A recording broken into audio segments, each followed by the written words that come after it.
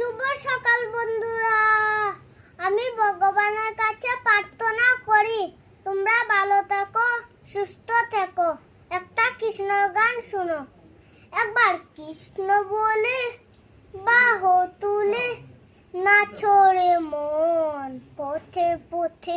একবার কৃষ্ণ বলে বাহু তুলে নাচো রে মন পথে পথে। মনে